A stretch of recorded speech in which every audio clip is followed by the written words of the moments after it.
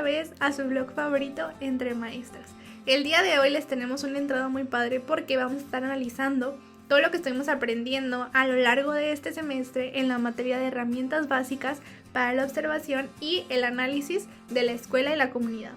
La verdad fue un semestre muy interesante, aprendimos muchas cosas que nos sirven no solo a nosotros como maestras, sino para aplicarlo dentro de los contextos de nuestras escuelas.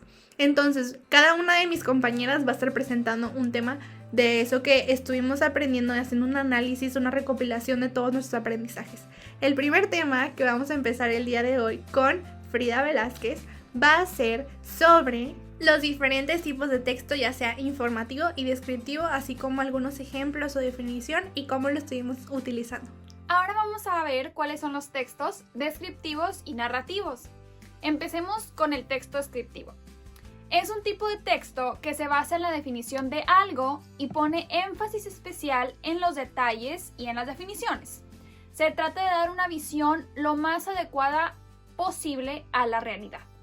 Los textos descriptivos no solo sirven para describir cosas tangibles o que podamos ver, sino también nos sirven para describir y expresar sentimientos.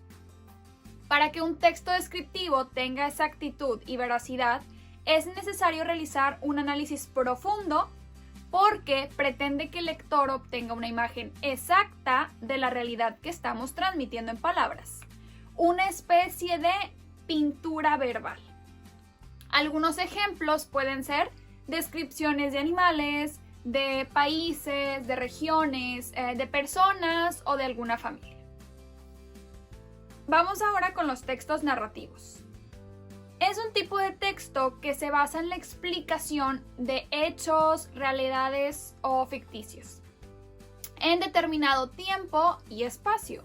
En el texto narrativo entran también otro tipo de textos y abarca descripciones de personas, de lugares, de paisajes, de situaciones.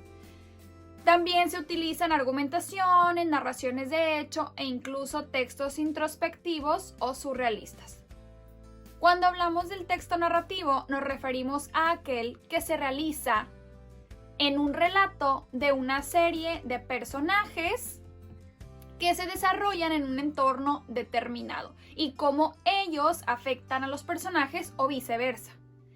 Algunos ejemplos de textos narrativos podrían ser textos como Don Quijote de la Mancha de Miguel de Cervantes, El Principito de Antoine o La Odisea de Homero. Otra de las cosas que hicimos fue la recopilación de datos. Esto es muy importante porque nos ayuda a poder analizar diferentes criterios, diferentes variantes de todo esto de la escuela y la comunidad.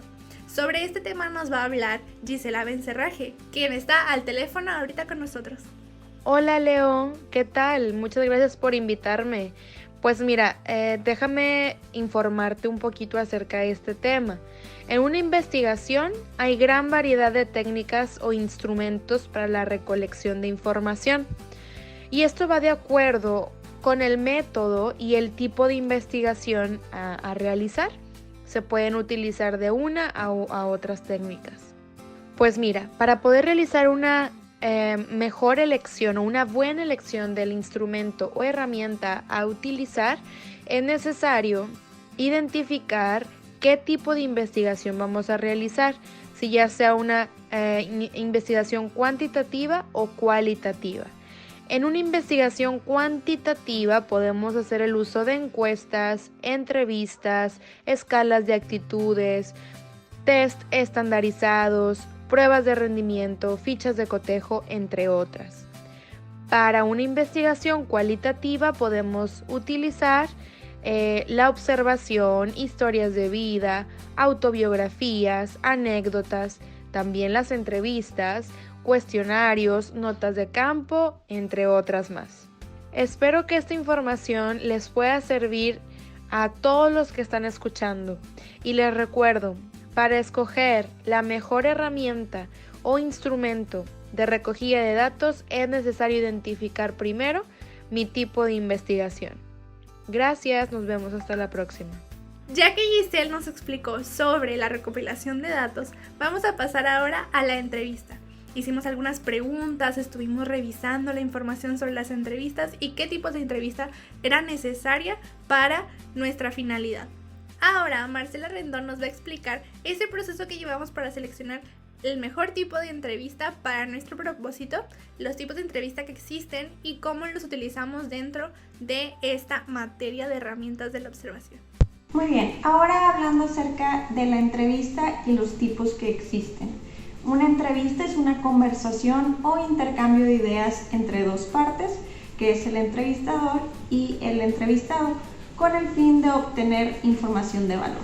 Existen diferentes tipos de entrevista dependiendo del ámbito de aplicación, como por ejemplo puede ser una entrevista laboral, una entrevista psicológica, clínica, periodística, abierta, una entrevista cerrada o una entrevista mixta. Después de hacer una investigación exhaustiva y platicar en clase sobre los tipos de entrevistas, sus funciones, los propósitos y después de seleccionar la que más nos convenía para nuestro proyecto, pasamos a hacer una serie de preguntas que estuvimos analizando, estuvimos preparando con mucho empeño para poder realizar una entrevista bien preparada, claro, en una plataforma de modo virtual al director de la escuela donde estuvimos haciendo nuestras prácticas. Sobre esto, Mayela Cisneros nos va a comentar todo lo que vimos en la entrevista. Con esta entrevista buscamos conocer un poco sobre el rol del director José Luis Rodríguez Sánchez y su relación con los diferentes agentes educativos. También buscamos conocer un poco de su vida profesional y personal, así como también algunas experiencias a lo largo de su trayectoria como docente, y también cómo es que él ha vivido la pandemia en el ámbito educativo. Al hacer la entrevista, pudimos conseguir que nos compartiera algunas experiencias, las cuales las vamos a tomar para como futuros docentes poder forjarnos y poder prepararnos para conocer el panorama de lo que nos espera al llegar a las escuelas secundarias. Gracias a la entrevista nos dimos cuenta de la realidad que viven muchos docentes y muchos alumnos ahorita en México, sobre todo con la contingencia que estamos teniendo. Sobre esto, nuestra compañera Yaresi Rodríguez nos tiene un análisis sobre los retos que tenemos ahorita los docentes llevando esta contingencia sanitaria, retos tecnológicos, didácticos, entre otros, que hemos presentado y que debemos de resolver como docentes preparados. Así que Yaresi, te cedo la palabra para que comentes esos retos que tenemos los docentes. Pues bien, yo les voy a hablar sobre el rol que tiene el docente y la naturaleza interpersonal del aprendizaje. Según Frida Díaz Barriga, que es la autora del texto de Estrategias Docentes para un Aprendizaje Significativo, nos menciona que el docente debe comprometerse a una serie de situaciones y acciones que tiene que llevar a cabo en su práctica en el día a día, como ser un profesor constructivista, que promueva las capacidades y competencias de los alumnos, así como el aprendizaje de acuerdo a las características que tienen nuestros estudiantes, porque como sabemos cada uno aprende de forma diferente. También debe ser un agente mediador, no que solamente le proporcione las herramientas o las estrategias que deba de hacer y tenga que dictarle cómo tiene que aprender, sino que sea un acompañante durante todo ese procedimiento. También el docente se debe comprometer a apropiarse de nuevas formas de enseñar, a conocer las áreas de competencia que tiene y debe tener una construcción de redes de aprendizajes entre maestros. Esto quiere decir que se apoyen unos a otros con las cosas que les funciona a cada uno.